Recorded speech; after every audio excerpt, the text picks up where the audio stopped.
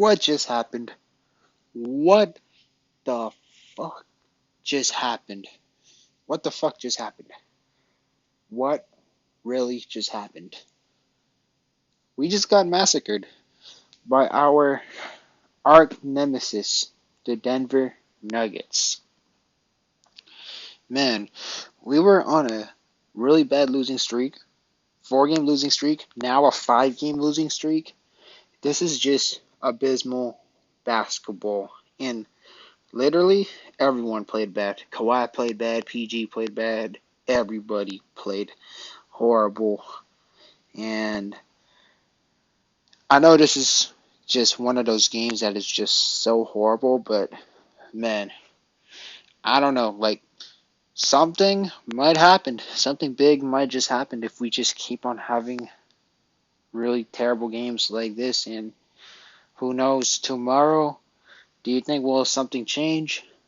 And yeah, like you think, the top of trades, some trades gonna happen, or we're just gonna straight up get rid of Tyronn Lue? I don't know, but damn, let's just get into stats, all right? Because this is just a disaster. Kawhi Leonard, he was 2 for 7. He only played in the first half, which is you gotta throw in the towel. 6 points. Yeah, he got 3 rebounds, 2 assists, so that's good. So yeah, but I mean, 2 for 7. He wasn't the worst. Marcus Morris, he was getting cooked on defense. 1 for 4. Man, just straight up bricks and everything. And man, Highland, Murray, like we were getting beat on defense at every single angle. It's just whether it's threes or Angorn just got them easy ass dunks and everything. Zubac was actually one of the only players that actually played pretty good. He got 5 rebounds, 8 points. He actually made like some solid impacts in terms of defense and rebounding and setting screens. Reggie Jackson, oh my goodness. Oh no, Reggie. 2 points, 1 for 6, 0 for 5 from 3. Like, it was just horrible. Paul George, oh no. 1 for 9. 1 for 9, bro. That guy PG was not making anything. Everybody was everybody was shooting straight up bricks. And yeah, it's a really bad night, but obviously Tyronn Lue's coaching for the past games also played a factor too. Maybe not for this game because this game was just terrible, but this might be this could possibly be a breaking point on the front office might do something, and I hope if they do something, I hope it's going to be something good because I don't want the Clippers to dig ourselves a deeper hole by trading our young assets and our draft picks for a big name that just will only help us for this year, and it will just be a clusterfuck for pretty much for a long, long time.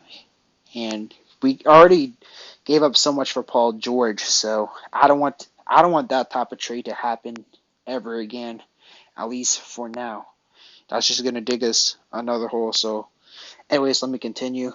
Robert Covington, he actually did pretty good. Play him some more minutes. All right, let's just get that straight up. Just boy, play him more minutes. Simple as that. Got 5 boards, 2 assists. Yeah, on offense he was a liability on offense, but man, he was playing that really good defense. Norman Powell, garbage time he did good, but in the first half he was also getting killed on defense too. I'm not gonna lie to you.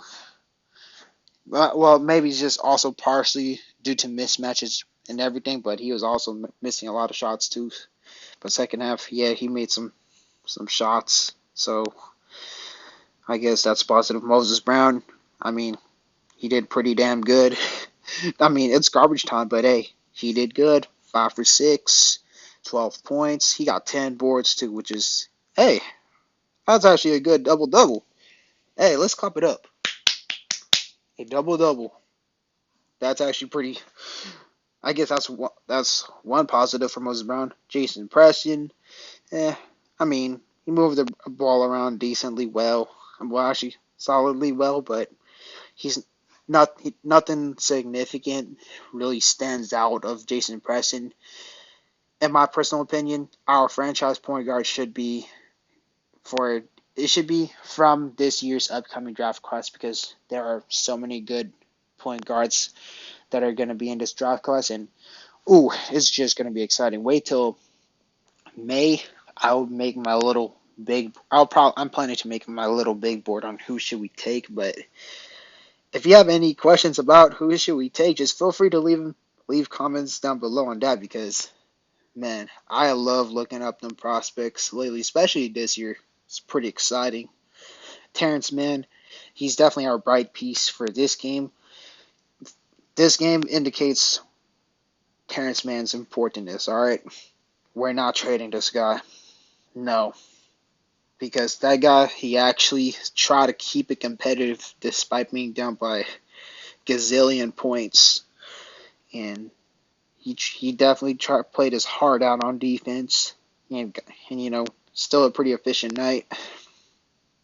Luke Kennard, man, you can tell it's a really bad game if Luke Kennard it literally goes over 5. He's usually a very efficient player, but this is ooh, this is pain. This is pain. Amir Coffey, he did solid. Like I said, nothing insanely special with Amir Coffey. I mean, a solid 3-and-D young player. Got 6 points. BJ Boston, I'm glad that he got runs. He didn't do anything crazy special. Like his stat line on offense is pretty garbage, but eye test, I like what he did for the eye test, and he definitely tried to get other teammates involved. He played pretty good defense. He got okay. The first thing what Boston did when he got inserted in the lineups, he literally got a steal, and which brought a little momentum. All right, brought a little momentum, and he definitely hustles. So that's a plus. So if you have games like this when he just does not make anything, it definitely helps for his case. And yeah, of course, unfortunately, he didn't have like a crazy masterclass that he dropped anything on the scoreboard, but he definitely was smart about it too. He definitely tried to go to the line, that is pretty good. So he has a little foul merchant in him, so that's a pretty good thing. But obviously, we would love to obviously see his efficiency, but he's one of those. There's Kobe Bryant's, Jordan Clarkson's, James Harden's, Devin Booker's type rhythm. He's not like a Donovan Mitchell type rhythm. But if he gets the Donovan Mitchell type rhythm, which means he's like pretty much mostly consistent, man, that would be so beautiful to see. I still stand by my claims on why he's pretty much untouchables in my personal trades. He's not shown it in terms of the stats and everything, but what he did against the Boston Celtics was just beautiful, and that's what irks me about Tyronn Lue not playing Boston and Diabate, who was not even in this rotation. I felt like if Diabate played, I mean, yeah, we would have still got murdered, but it would have been something a little exciting to be worth, I guess. I don't know, but yeah, this is just terrible, just flat out terrible basketball. We just 5 for 37 from 3, 13%. Man, pretty much. I don't know. Literally, anyone could have shot the stat lines at this point. This is just embarrassing. Honestly, every single Clippers fans who watched this game deserves a Medal of Honor for pretty much just witnessing this. This was pain. This was pain. However, if a comeback had happened, every single Clipper Nation would be the happiest person alive. But unfortunately, this is horrible. All right, let's just get into the Nuggets stat lines. And yeah, let's just cry in depression to see how good they've done. All right. And it's not like one player went really crazy. It's literally a well balanced team. Aaron Gordon, 13 points. Got a lot of wide open dunks. That's what happened in the first half. We just gave up so many wide open dunks because Tyronn Lue just thought it was cool to run Reggie Jackson, Norman Powell, Luke Kennard, Terrence Mann. So literally, the tallest guy other than Ivica Zubac was Terrence Mann, who was 6'5". So what do you think is going to happen? Well, pretty much their power forward is going to take advantage, and you know it would end up a nice wide open transition dunk. So yeah, Michael Porter Jr. 10 points. He didn't do anything too crazy, of course, because it was a blowout. Nikola Jokic didn't even do too special too. 12 points, 6 boards, 9 assists. Just fed the ball, give him a wide open three. Jamal Murray, ugh, he went dummy on us. 4 for 5. This is Murray shooting 4 for 5, and Murray is not that type of guy who's really efficient as well too.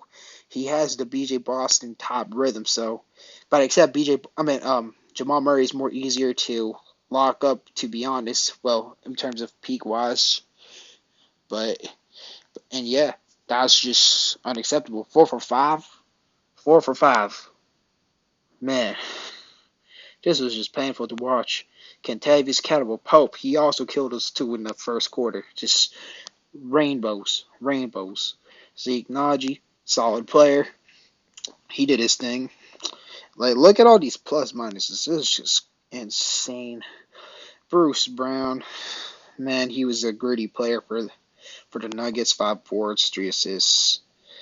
Concord, the Concord dude, he literally rained on us too. That is just no way, bruh.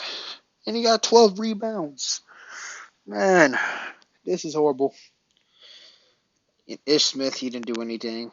Bones Highland, another player that killed us. And I know a lot of Clippers fans, they wanted Bones Highland, and I cannot blame them. And I know there's one dude, he was, going crazy on how we should have took Bones Highland and all that, and, which is, that's good on his end because now he's definitely right all along, and rightfully so. Me personally, I was more of a Sharif Cooper guy, and Sharif Cooper, he's definitely far from trash because that guy is balling in a G League. Hopefully, he gets his chance. Heck, maybe the Clippers should give him the chance because let's be real. Honestly, from what I've been seeing from Jason Preston and Sharif Cooper was the better guy because I just like how Sharif Cooper, he has a bag, while Preston, he's more of just a simple facilitator. While Sharif Cooper, he's a facilitator and he has the bag to get baskets. So that's just my personal opinion. But yep, Highland, he balled out. And but yeah, this is just unacceptable basketball. Everything just went wrong towards our end. And yes, this game was not entirely Tyronn Lue's fault, but a lot of the other games that we just kept losing definitely stems on Tyronn Lue. But yeah, I mean, just look how we play. Just look at this box score and try to picture it in your head, because yeah, obviously you can't win when everybody is trash, but there are many ways that Tyronn Lue he just digged us in a bigger hole, especially considering you ran a 4 guard lineup before you gave Diabate a chance, and it's annoying that it took this long for Robert Covington to actually get playing times. He was getting DNPs, which is it was just pretty atrocious because Covington, he's a great rebounder for his size, and he's another glue guy. And let's what team did we play last game really? Okay, so we played the Heat. Covington could have definitely like played played a solid factor if he played a little more. I think he got just like a little minutes where he probably got a DNP as well. I don't remember exactly, but so many games that Covington could have helped us. Diabate, oh man, my dream matchup I wanted to see was Diabate to guard Nikola Jokic. That guy is a menace on defense, and he got no playing time. That was just that was just hell of that was just hell of agonizing. This is just bad at all certain ends, and the Clippers need to do something. Really, I mean, it doesn't even have to be a trade. It could be just either just a straight up a really crazy team meeting, or just simply find a new head coach. And I know people are going to really say, what about the times that Toronto just took us to the Western Conference Final? And what about the 3-1 comebacks? Well, the thing is about Ty Lue is he's pretty much inconsistent. And I'm so flip-floppy with Ty Lue, to be honest with you, because there are moments that I really love Toronto Lue in some games. And other games, I'm just like, damn. What the heck, Tyronn Lue? What are you doing? Because I could recall last year in 2021, Tyronn Lue didn't even play Terrence Mann despite him being a really great two-way player until I want to say Game 3 against the Dallas Mavericks. But then when we faced against the Utah Jazz, Terrence Mann still got DNPs against the Jazz, and we could have just won. We could have just beat the Utah Jazz like probably in Game 5, and it would have probably prevented a Kawhi Leonard injury. But Tyronn Lue just dug us in a hole. But he did eventually dig us out the hole. So I guess that's a good thing. But digging a hole in this season is we cannot really afford to dig a hole in this season because now we're literally 21-19. So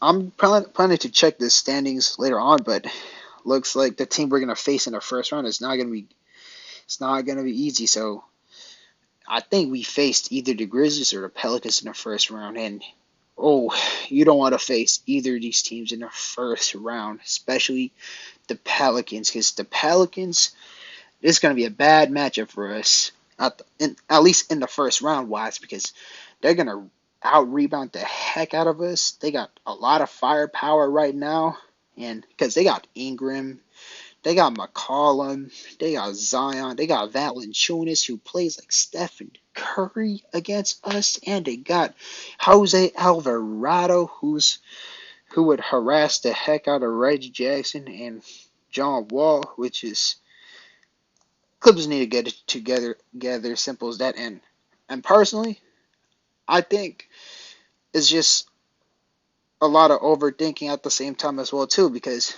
people are gonna go crazy on how we need to trade for Kyrie, we need to trade for Damian Lillard. Like, nah, that's just gonna make us even worse, and we're not gonna even have a team if we do something like that, because then you're just only gonna have Kawhi, Paul George, and for example, Damian Lillard, and one gets injured, and then we are even more doomed. So at the same time, you don't want to do that as well too. So when making trades, you got to be really careful too.